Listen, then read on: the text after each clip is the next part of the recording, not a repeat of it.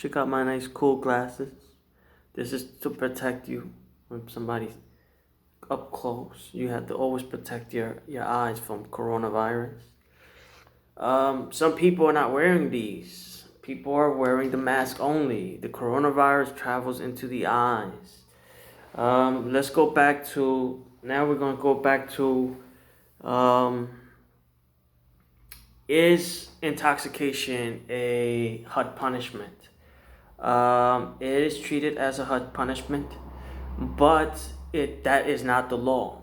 If you look at a lot of if you look at other scriptures, meaning the Torah or the Bible, I don't see a HUD punishment for drunkard. In fact, Christ considered himself almost in the eyes of those who disbelieved a WineBibber, or they called believers WineBibbers and alcoholics, just for preaching the word and preaching the gospel. So, in the context of should intoxicant be a punishment, a corporal punishment of lashes? I'm in complete disagreement with that. I believe that the best manner to deal with this type of incident is to have someone who is a drunkard be a servant of the person, of a high priest. Make them serve community serving the community, instead of making it lashes. The alternative, laboring for breaking the law, instead of the lashes. Again, the Quran mentions that you can go to prayer intoxicated only slightly, where you can understand what you're praying about. So that law in which is being imposed in Islam of lashes is contrary to reform and a good deed. The Quran also mentions that if you are someone that is an alcoholic, all the four schools kind of consider it. I believe, no, not the four schools, but that some of the schools believe that a punishment of 80 lashes for wine is 80 lashes.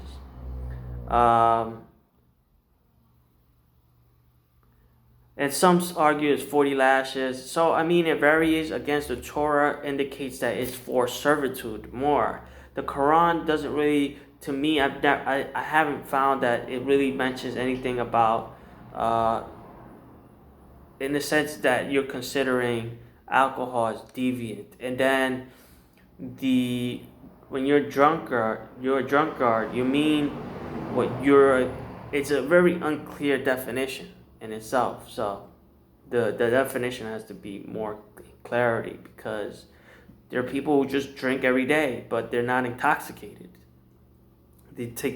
Some people take a shot in the morning to get their energy boosted, have a better mood.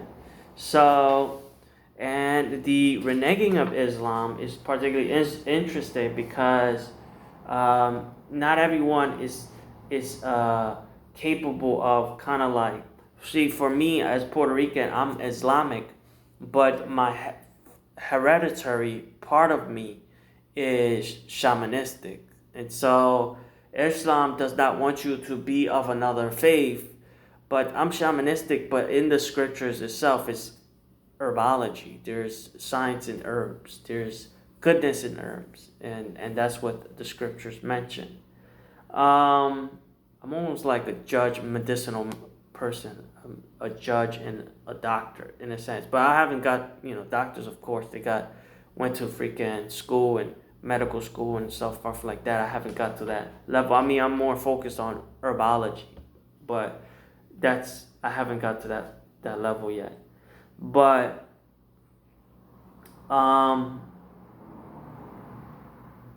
Again, also the reneging part of Islam is more concentrated towards if you go and attend a church. Now, many of people in the Americas predominantly are not going to be able to attend a church. Attend a mosque.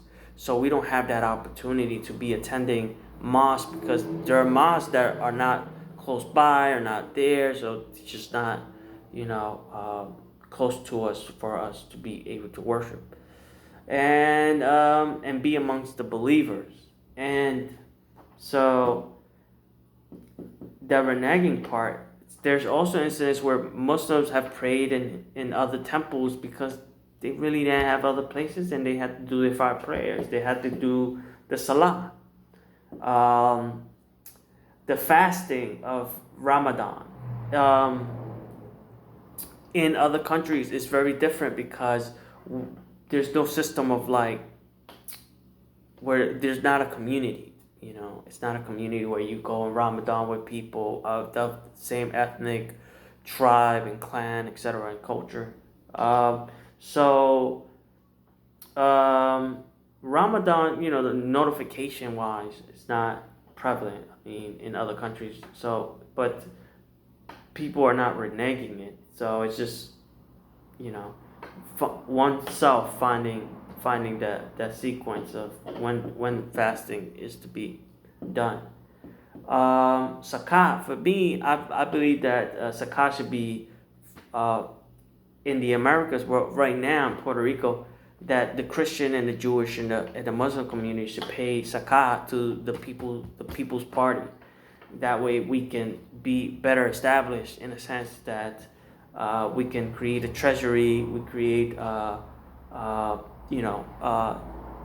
marketing or etc. That will improve our political party's image.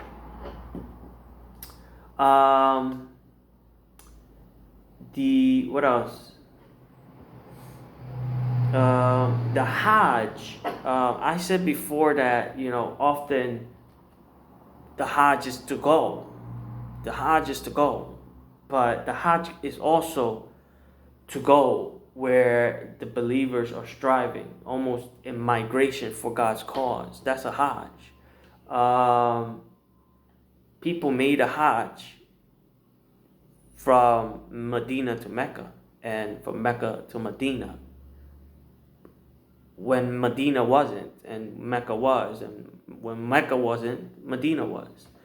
But the Hajj is a migration for God's cause. I've stated that the migration, Hajj, would benefit the believers.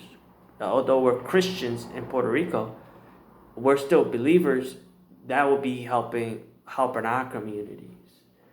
It doesn't have to necessarily be people under Islam. Believers were also Christians and Jews in the Hajj. Remember, Prophet Muhammad, peace be upon him, had wives. They were Jewish before they became a treacherous clan and deceived Prophet Muhammad. Again, we in the Americas, we have different faiths. We don't know if we have Zoroastrians. So there can be monotheist other faiths in the Americas that we need to unify. So that's some of the points that I just wanted to talk about. So take care and God bless and be safe.